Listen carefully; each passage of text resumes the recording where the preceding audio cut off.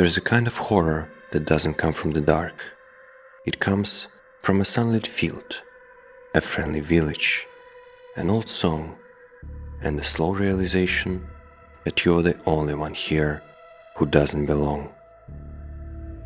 Folk horror is based upon the juxtaposition of the prosaic and the uncanny.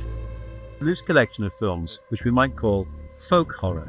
They shared a common obsession with the British landscape, its folklore and superstitions. We call it folk horror, but here's the strange part. For decades, the films that invented it had no idea that's what they were.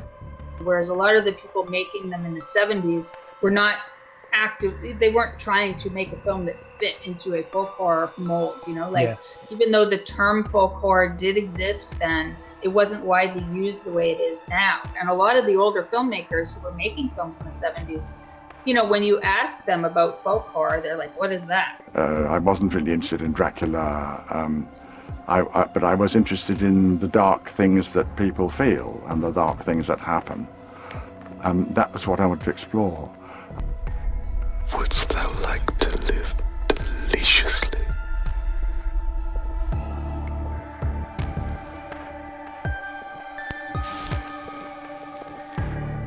This is a story a culture only tells itself at a particular moment, when it stops believing the future will be an improvement on the past. And it never ends with a monster in the dark. It ends with a crowd in the daylight, smiling, certain, and the fire lit for whoever came in from the modern world.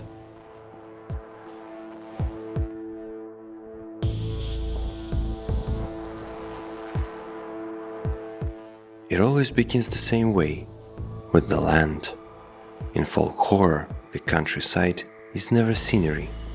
It's the oldest thing in a story, and it was here long before us. Here we have a beautiful valley. We have ploughing sequence, the farmers, and it's a rural community. And here in the bowl of the valley is the church. It was important for the rest of the film to have the camera often very low. So we dug an awful lot of holes, put the camera in, just to give you the feeling that we were somehow in the earth and what it was might come out of the earth. The land isn't where the story happens. The land is what wants something, and what it remembers is older than any church built on top of it. Ancient wisdoms, if you like, that have been long repressed and forgotten, rise up again, very often to the consternation of complacent modern man. Dilapidated colonial farmhouses and graveyards out in the middle of the woods. And New England's past was very much part of my consciousness as a kid. It sounds like a little bit like whatever, but it is true.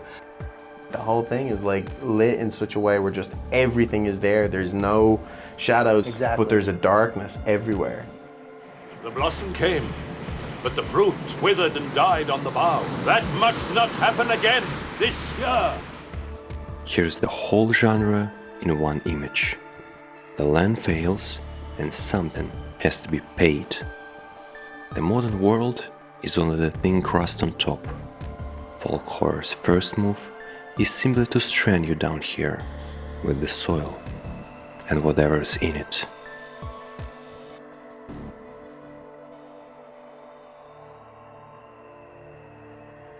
I ran towards it. It passed me without stopping. There's something wrong, Jake. I don't know what it is. They're keeping me here for something, making sure I can't get away before Easter.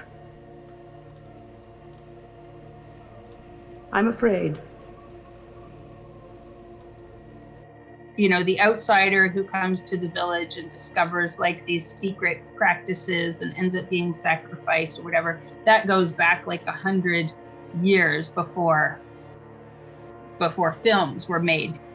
First, the genre takes away the modern world. The road, the phone, the map, and with them, quietly, it takes the thing you assumed was solid, underneath all that? You. The main character isn't a modern person in the past who looks at everything and explains everything.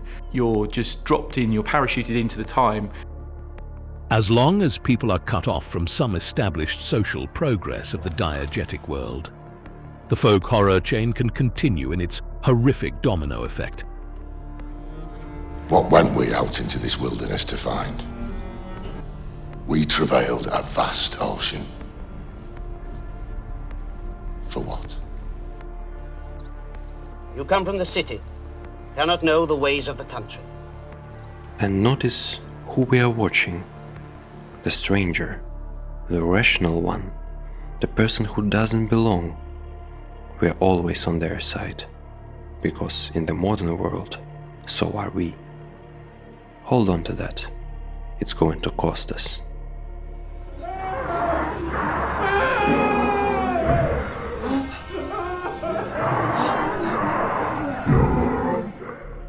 And then the stranger meets the people who live here, and he keeps waiting for them to be insane.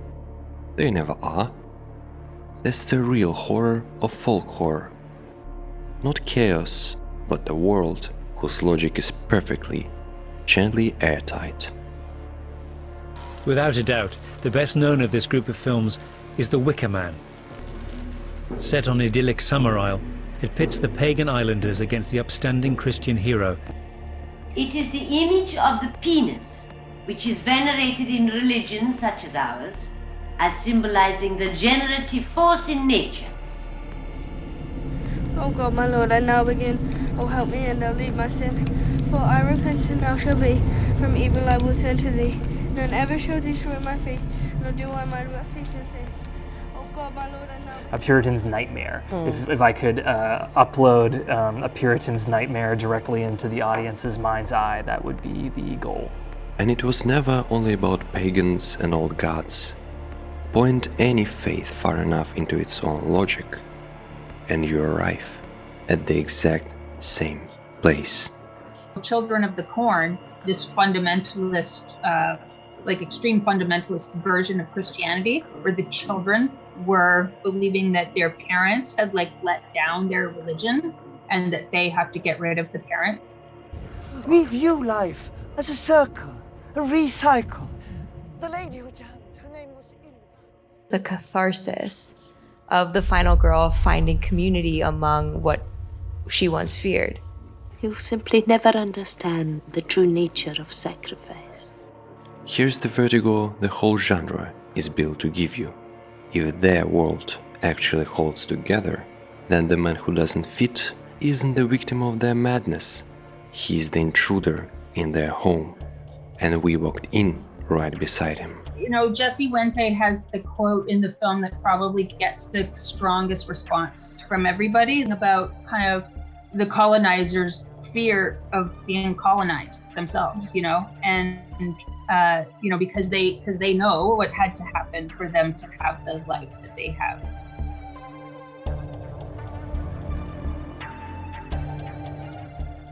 Every chain ends the same way, in a happening. And one thing never changes.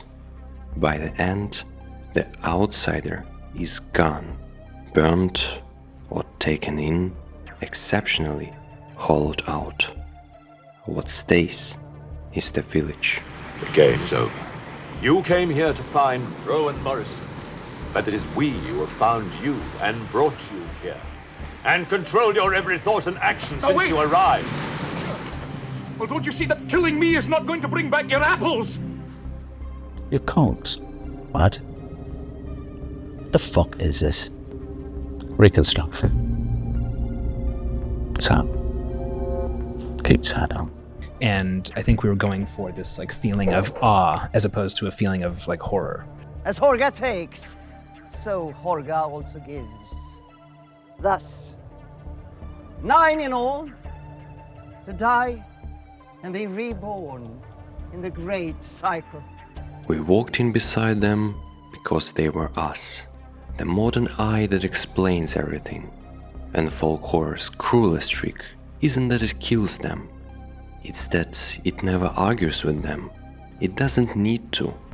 The rite finishes, the fire goes out, and the village goes back to work. Mighty God of the sun, bountiful goddess of our orchards, accept our sacrifice and make our blossoms fruit. Mighty God of the sun. So why do we keep telling ourselves a story where the modern world loses? Because it doesn't come back at random. It comes back on a schedule. The year is 1645. England is in the grip of bloody civil war. The structure of law and order has collapsed. In Witchfinder General, it was like looking at the relationship to the Western and the Vietnam War. And with Blood on Satan's Claw, I was looking at the sort of youth culture and the rebellion happening within youth culture at that time. And then with Wicker Man, it was looking at cults, you know, and the proliferation of cults and sacrifice and things like that. Witchcraft is dead and discredited. Are you bent on reviving forgotten horrors? How do we know, sir, what is dead? Look at when it surfaces.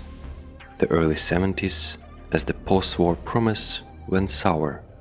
And again, after 2008, into a decade that quietly stopped believing tomorrow would be better than today. I can't prove a genre runs on a clock. The critics read the pattern, they don't measure it. But it's hard to unsee. Folk horror returns whenever a culture loses faith in its own future. And what poetry that it's now the hottest and brightest summer on record. I was drawing from spiritual movements that I found beautiful, and then at the same time looking at certain parts of Swedish history that are kind of unseemly, that are kind of, you know, that are coming back. And not just in Sweden, all over Europe and here. The old films called it the land remembering. But what rises isn't really the past, it's the thing we keep burying. The suspicion that the modern world is the thin part, the recent part, the temporary part. The past is gone. The future is not yet here. So it was never a story about the past at all. It's the story we start telling the moment we're no longer sure the future is coming to save us. And it always ends the same way. The crowd still there in the daylight, smiling, certain, going back to work. The genre never needed a name. We just needed a moment dark enough to start telling it again. Here the old gods aren't dead. Here the old gods aren't dead. Here the old gods aren't dead.